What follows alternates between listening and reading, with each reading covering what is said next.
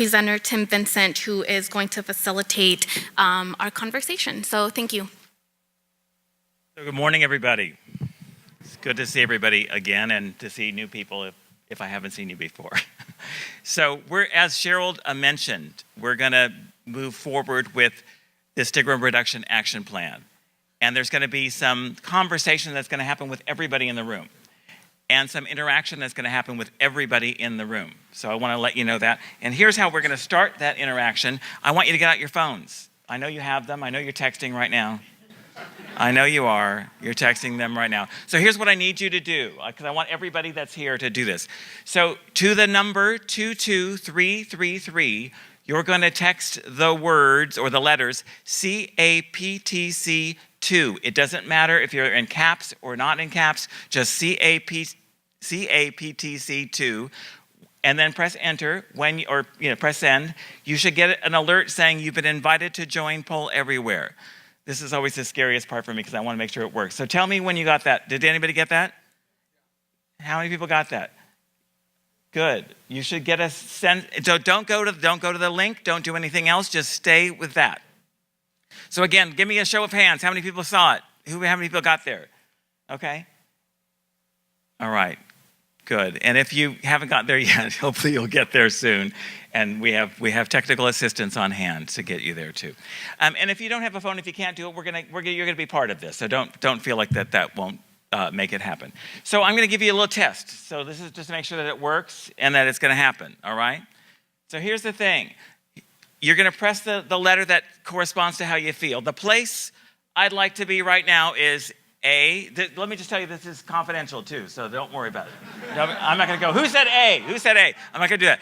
A is home, B is on vacation, C is at this meeting, of course, D is anywhere but here, and then E is way too intimate to disclose right now. Let me see where you all are at. So this is how it's going to work. You're going to see that. We're going to look at yeah, it's going to keep going in real time, so you're going to see that. You have to go ooh and ah, come on, ooh, ah, great, okay, good. All right, great. So we're going to see that most of you want to be on vacation. Most of you want to be on vacation, all right? And I love that 13% of the people want to be here. Anyway, but that's good because you're here anyway. We're here. All right, we're here. All right. And anyway, all right. I want to know the 8%, the too intimate. But anyway, we won't call you out. So that's going to happen. The other way it's going to happen is this. We're just going to have a word or something. So you can text a couple of words. What's one thing you'd like to get from today's time? Knowing that we're going to be talking about stigma reduction, a couple of things that you'd like to get. Just text what it is, a couple of words, a couple of things, progress. So you're going to start to see the things that people say. It could be a little bit of a statement. And again, we won't go and ask who wrote that one. Mm-hmm. I'm not sure that's going to happen in this next hour, but ways to reduce sugar progress, action plan, action items. A certain person's first name. Okay. Awareness. So you're going to see. So keep going. Let's just see what you all said. Learn, progress, awareness, action items. So that's another way we're going to use these polls. So we're going to see what people are interested in getting. Outcomes. I'm going to give it another maybe 30 seconds to see what you all have. Practical strategies. Progress. There's a number of people who said progress. Okay. Opportunities to self-reflect. Good. Plan. All right, inspiration. Ooh. All right. Okay, everybody. Money. Somebody wants money in the next hour. That's nice. Good. Good for you. Empowerment, knowledge. Okay, I'm going to move forward. Here's another way that we're going to do this. I want to know this. Here's one last thing. Your zodiac, what's your sign? Let's see. This is another way that the polls happen. And if you don't spell correctly, it's okay. It doesn't spell check for you, but you might know what your sign is. Let's see it. Just type it in and put it in just for a second. Ooh, ah. So we're going to have a word cloud too. So that's another way we're going to see this.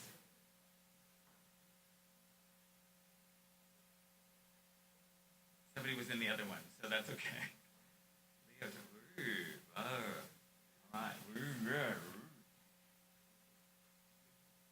So, so you're going to see, this is another way that we are going to be using the polls. You'll just see a word, you'll see what comes up. It looks like we got a lot of Leo energy. I'm not sure what that means exactly, but we have it here in this room. Okay, we have it in this room. And some Virgo, Taurus, Scorpio energy. I don't know where my Sagittarius people are, but it's too long to spell. We didn't want to go there.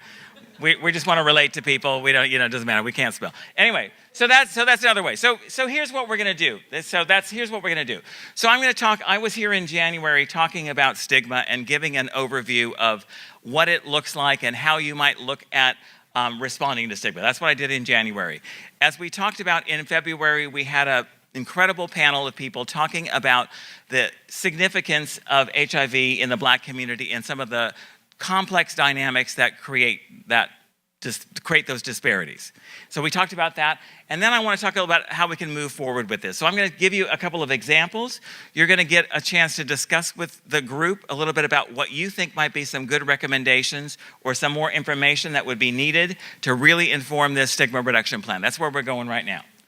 So just to give you a real brief summary of what I talked about, because I'm sure it was right on your mind from 2 months ago. I talked about the fact that stigma can be manifested in a number of ways. There's societal stigma, significant societal belief systems, values that create stigma for lots of people. And that could be internalized from the person who's receiving it. They get messages about themselves from that. It can be anticipated because stigma has happened so often that you anticipate that it's happening. So every time I walk into the clinic, I know that I'm going to be devalued or mistreated. It can also be felt. It could actually be happening to you. I think that some of the panelists, again, last month talked about how discrimination happens continually to people in the communities. And that can be something that a person is receiving. So that could be another way. And then it could be enacted. So there could be enacted by family members, by community, by providers who are perpetrating that discrimination and creating more of a stigmatizing condition for the person who's involved in that. And then there's structural stigma. There's laws, policies, ways in which we operate that continue the discrimination and keep people out. So HIV criminalization laws, those types of things. Really keep it so that people are marginalized. The other thing that I talked about, so that's structural. So the other thing that I talked about was the intersectional stigma or intersectionality. That is an important piece. You guys talked about it actually this morning, about a little bit about this, really about the fact that the interdependence of multiple co-occurring, devalued identities and experiences create exacerbating and a really incredible sense of stigma for many of the people that you're serving and many of us who are actually in this room. That could be about race, ethnicity, sexual orientation, gender identity, HIV. So when you're talking about HIV stigma, you're talking about a lot of other ways in which people are stigmatized. You're not just talking about HIV, you're talking about lots of different things. So we talked about intersectionality, we talked about the levels. The other thing that I got, and I hope that this is okay for the group that was here in last month when Tracy, Lucky, Javante, and Dr. King spoke, we have transcripts of what they said because what they said was so complex and incredible. And so I looked at that last night. And other times too, but I looked at it last night again, just to see how what they were saying was really kind of related to what we're talking about right now. And so I took a couple of quotes, and I'm hoping that that's okay. So one of the things is on the right side. This is from Lucky, and I think that what he was saying is the way that stigma happens is one of the things that happens is people get discounted, they get invisibilized. You're sort of not even seen. And so what he said is, we're not being counted correctly. So I think part of the problem is, one, let's count. This is a whole demographic that's being missed completely when it comes to HIV and AIDS. He was talking about trans men. So that was what he said. Here, this I think is from Javante. He was talking about, as a young Black gay man, he was saying that another thing that would definitely be stigmas around HIV and HIV testing in the Black community. I feel like it's definitely looked like it's being just a gay disease in the Black community. I mean in the Black community as a whole, and it needs to be normalized as a people's disease And the conversations need to be had surrounding testing regularly and normalizing the conversation about HIV. So he talked a little bit about a recommendation in one way, and he also talked about how stigma keeps manifesting by having it be seen as a gay disease. He talked about that. Then we also have some quotes here from our other people that were on the panel, Tracy and also Dr. King. And I think that you were saying a lot of things, Tracy, because I'm seeing you right there. But a lot of what you were talking about had to do with structure, had to do with institutionalized racism, and things that have really been historically set so that, you know, the structural stigma continues to happen and discrimination continues to happen. So here's one of your quotes, which is, "We have a workforce that is very unsustainable with people who are isolated from services due to phobia, stigma, shame, and silence, nor do we do really well have a history of really sustaining and retaining culturally appropriate and timely interventions that target Black folks in particular, particularly those who do not identify, same gender loving men. Stigma manifests by our lack of capacity to really change those patterns," right? Right, right, it does. So she's talking a little bit, I think, more about the structural piece. And then Dr. King really focused his talk, or his comments, on the enacted stigma of providers. He talked about that. So he said, "I think we need to be honest about where the problem really lies. A lot of it is access. A lot of it is how do people pay for these treatments. A lot of it is discrimination as well, too. And we need to be honest, it's discrimination also because of the providers." So he was really talking about the enacted stigma that happens from providers as the source of what creates some of the disparities that are happening. And the other thing that I did, and you had this in January, but I'm not going to go through it specifically, but what I really talked about is a foundation, a framework that talks about the ways that structural and societal stigma, so that's on the left side, basically from race and ethnicity, and then the intersectionality that I just talked about from other aspects like sexual orientation, gender identity, HIV, can create structural level manifestations like medical mistrust or historical traumatic assault, residential segregation that creates different patterns of access for people. And that also creates, you know, more prejudice, stereotypes, discrimination from people who are not maybe part of those communities.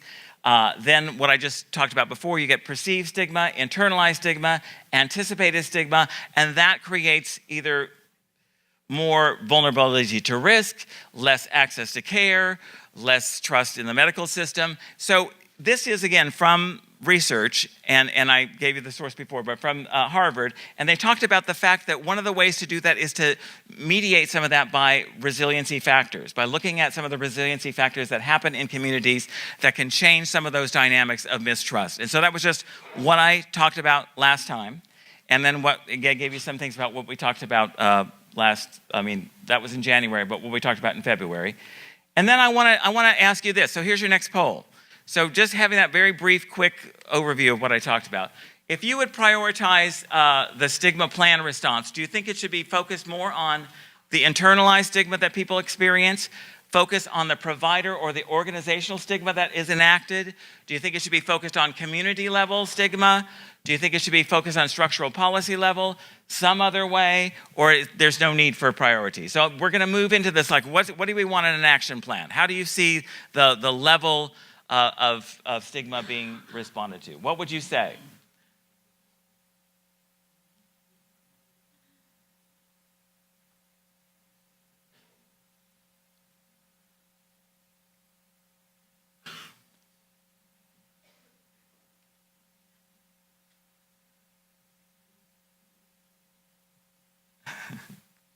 Get out of the way.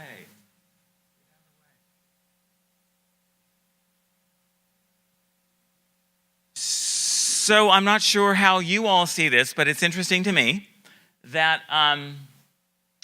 what is that? I got to do my math. It keeps changing. But about 70% of the people felt that focusing on the provider or the organizations that people are encountering, or focusing more on a policy structural level, and I appreciate some of the things that were said earlier about how systems need to be looked at rather than individuals, so I do appreciate you saying that, may be the focus of the effort, or where you put a lot of your efforts? Because I'm thinking, I'm not sure why. But if anybody wants to say briefly, why did you say provider organization? Anybody who did do that? Whenever we go anywhere to any provider and we felt that we've been discriminated, we can feel that stigma so many times at so many levels. From the beginning, when we are received, with a guard up to the doctor, I have felt that. Right. Okay, good. Thank you. Anybody who wants to say about why it's important to focus more on the structural policy level that said that? Yeah, please, and loudly if you can, so we can just hear you.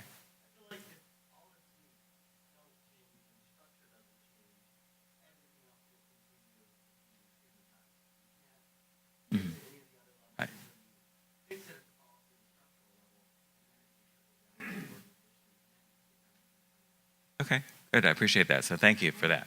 So we're going to have you guys have more discussion about what your recommendations are in a moment, but I just want to get a sense of the general sense of where you're at. And then, do you believe that a stigma reduction plan should be best prioritized by the populations, by the health districts, like the areas in which people live? Do you think it should be focused more on the care continuum markers, like the stigma around testing or the stigma around viral load suppression? Or do you think it should be something else? Or do you think that type of prioritization is not needed? So you let me know what you think.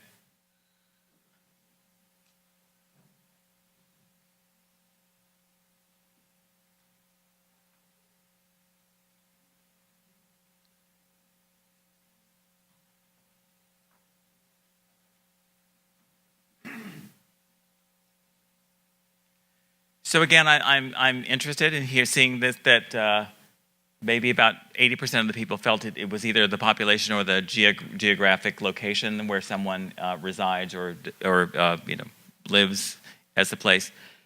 Just briefly, if anybody wants to say about health districts, anybody said that and could say why they think that that's the best way, maybe to also look at focusing some of the effort? Yeah, please. Yeah, I believe that stigma is localized, and I believe it's different for one side of town as opposed to the other. So I feel I answered health districts because I feel like that makes it more local. Mm-hmm. Okay, great. Thank you. And then I know populations is a large thing, but for anybody who said populations, the reason why you might have said that would be the thing to focus the attention and effort? Yeah, please, Tracy. I had a hard time actually answering this question. I ultimately chose population because it was related to the previous slide for me. For me, when I looked at the previous slide, I genuinely had a harder time answering that one as well, because I feel like even if you change policies, that doesn't necessarily change people, and that doesn't necessarily change organizations unless organizations are trying to achieve contractual compliance. Mm-hmm. Mm-hmm. I also believe that if you start at an individual place, even if you empower people, that does not mean organizational structure or policy change. Mm-hmm. Mm-hmm. And so if you look at a population and where we are right now in terms of HIV prevention and care, those people who are most likely to need the services do not look anymore like they used to. And so when I think about a population and a stigma reduction plan in a population, I think about right now that this is a brown condition, right? And that we as a population have to address the stigma within ourselves to encourage the structural, institutional, and individual changes that are necessary for us to be truly engaged. Thank you. Thank you for that. That's helpful. Yeah, please, and loudly. So. Uh-huh. Right.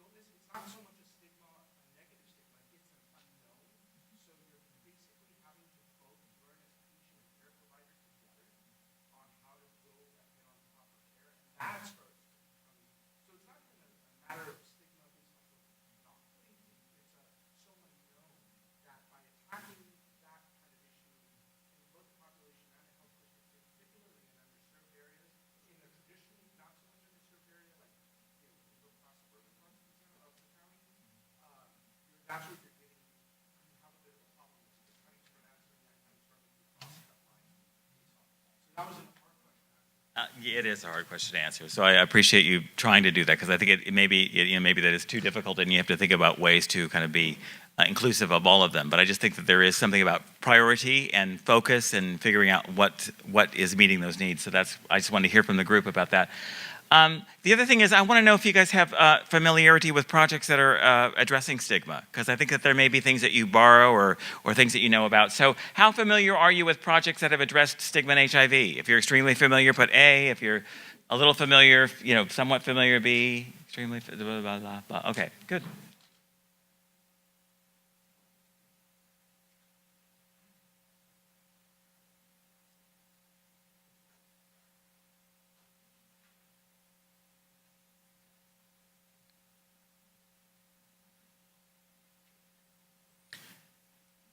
Yeah, so please. I want to move on really briefly to. So here's what I wanted to say actually about before we got into that for just a second. I know that some people said they're extremely familiar with it. Some people said that they're not so familiar with it. Some people said they're a little bit familiar with it. And I wanted to offer that if there are people who are very familiar with some of the things that they do, to really put that forward to this group, because one of the things I think people are looking for is inspiration about how did you address those complicated issues. And I know that a little moment just happened here, but I just want to tell you that one of the little moments, I'm going to actually skip to this, one of the little moments that I was actually going to talk to you about has to do with the state of Washington and how they addressed stigma reduction. And one of the things that they did, and I don't want to go too long on this, but one of the things they did is they hired a stigma reduction coordinator at the state level. So they had somebody in that position. And I was speaking to her, and she was saying that when she did some community, she went to some community outreach, and she did some meetings, and she did some stuff.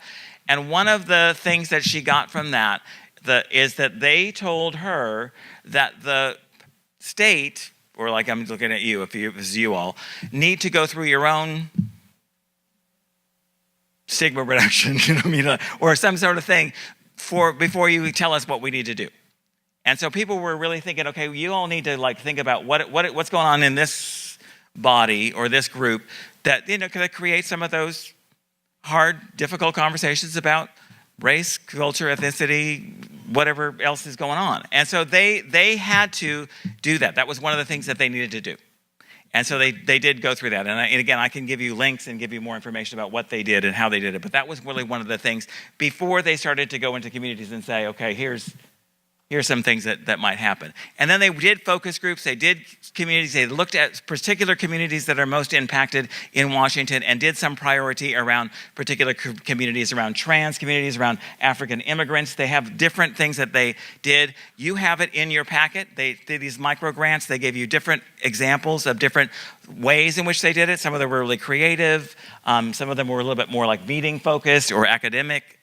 Some of them they did videos. So there's a whole range of things that they did under that, and they're continuing to do that. So that was interesting to me because, again, that might be a recommendation that happens. Like you need somebody who's really a funded person with some agency to get moving forward. So that was one thing that they did.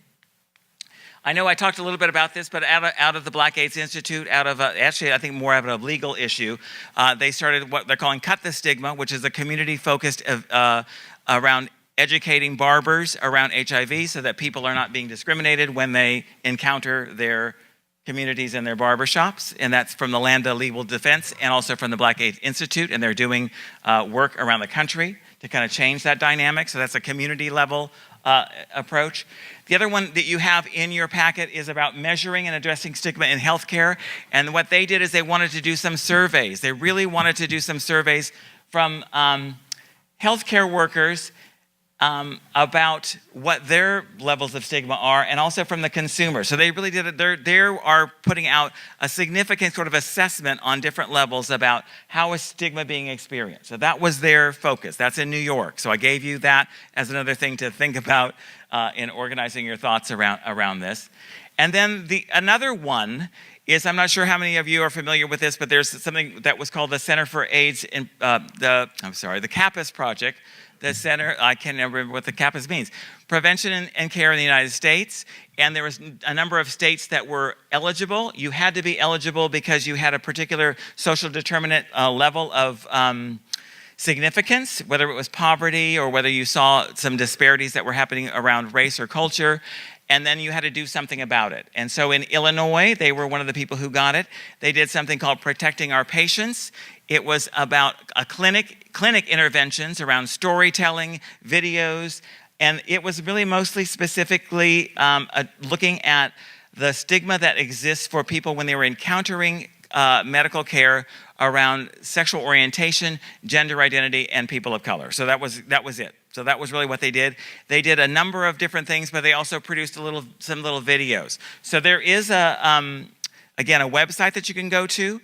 And again, if I can do this, maybe I'm going to show you maybe I'm going to show you just a brief video. Can I just show you that? Is that good? Will that be good?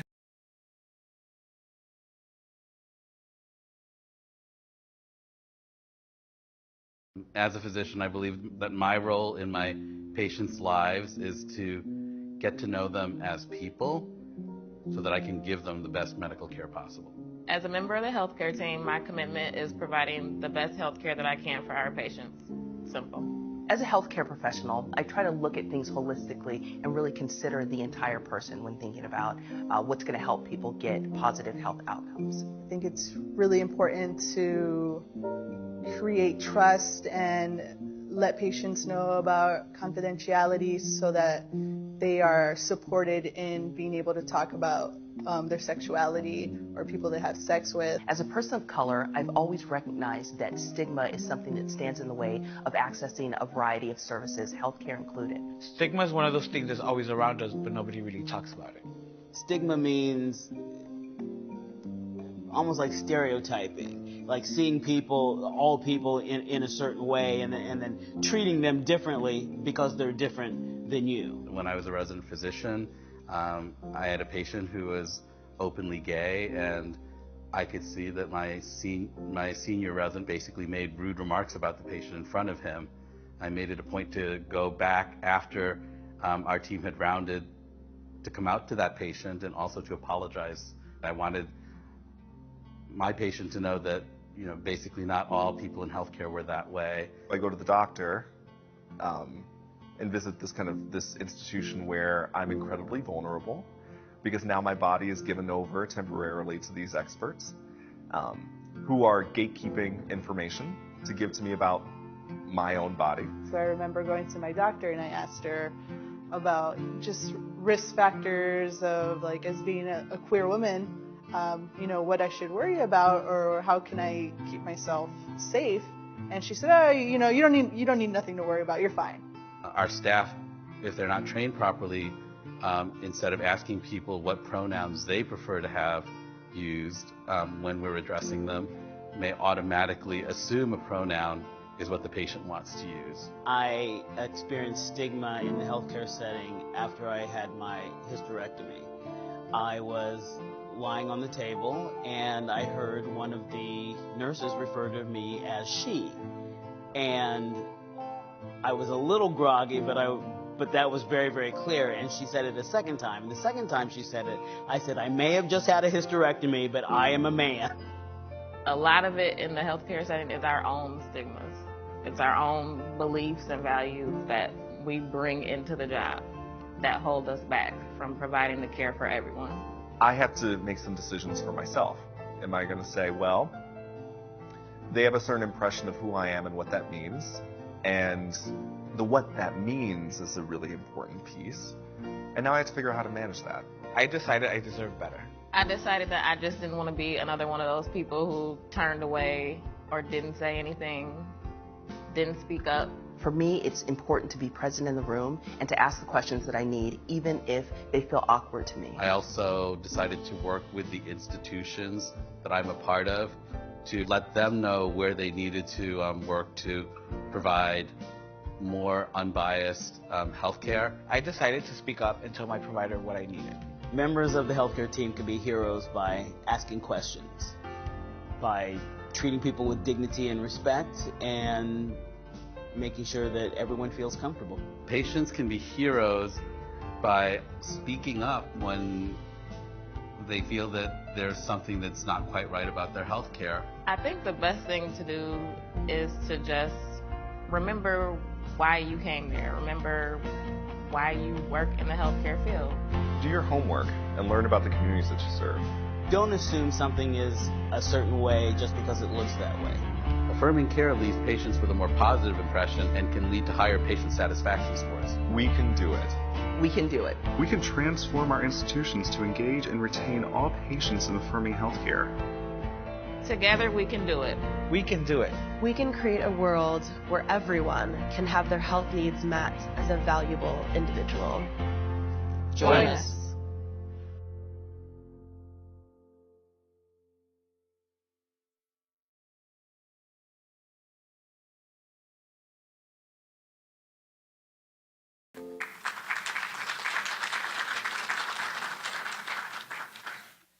So anyway, that was just an example of something that can happen. And I know that people have done videos for their own organizations or for different communities, but in some ways that was really geared for providers who would see that. And there's also some evaluation measures from that particular project because it had to be, it's a CDC funded thing. So I'll give you again more information about what they saw and what they did. But it changed attitudes, it changed engagement with providers and their feelings about their patients. So that's one thing. But now, also just really briefly, I want to also say that NASDAD is a national organization that has put together a stigma toolkit a while ago, but they're going to put out another one it's in clearance. It should come out in the next, couple of weeks or a month. They're also doing a pre-conference at the HIV conference that's happening in Atlanta on stigma. And what they're going to also do, and that should come out soon, is they have these 6 short videos that are on these particular themes that relate to stigma. So it's about implicit bias. There's going to be one on internalized stigma, one on the intersectionality of stigma and race. There's going to be one on evaluating stigma programs. There's going to be one about civil rights and one about resources and messaging. How do you resource, what are the resources and messaging? So that should be coming out in the next month or so, along with a toolkit. But they're unveiling some of that in Atlanta next week. So I just want to let you know that there's more coming, and I'd love to give you whatever information you all need to help with this plan. But I think that that's another source that I think would be helpful. And so now I want you to do this. I want you to talk to each other. It's time. It's time.